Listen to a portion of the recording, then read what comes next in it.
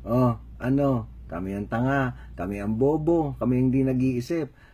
Kaninong ideya ba yung maglabas kayo ng commercial na ganyan, na puro mga bata magsasalita? Sino maniniwala ng mga bata ganun mag-iisip? Nagtatanong talaga sila ng ganun. Ang bakbakan nga ngayon kung sino yung pinakatotoo. O sino maniniwala doon? O ngayon, sino katawa-tawa? Diba? Kung ano mga dinadabing no sa commercial ninyo. Sino nagbukang tanga? Ayoko na lang sabihin ha.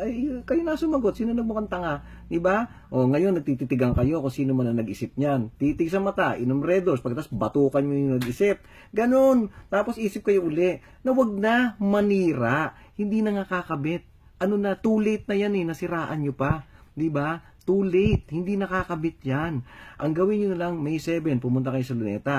Tapos, kausapin nyo si Digong. Sabihin nyo, pagbigyan nyo na yung kandidato namin. Tagal na nakapila nun Ikaw naman, kadarating mo pa lang naman. Sasakit pa ulo mo. Alisin mo pa yung criminality, 3 to 6 months. O mahirap yun.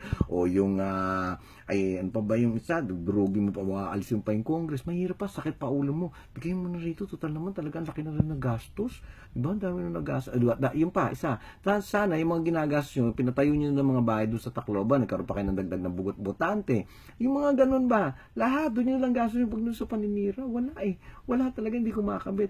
Habang binibuisit nyo at iniinsulto nyo, yung mga supporters ng Duterte, lalo lang kakapit. Hindi ba? Pwede ba kayo makapanligaw ng inaaway mo, sinasabi mo, tanga, tapos gusto mo sumama sa'yo? Parang, hello, ano ba? Tama na yan. Tanggapin nyo na.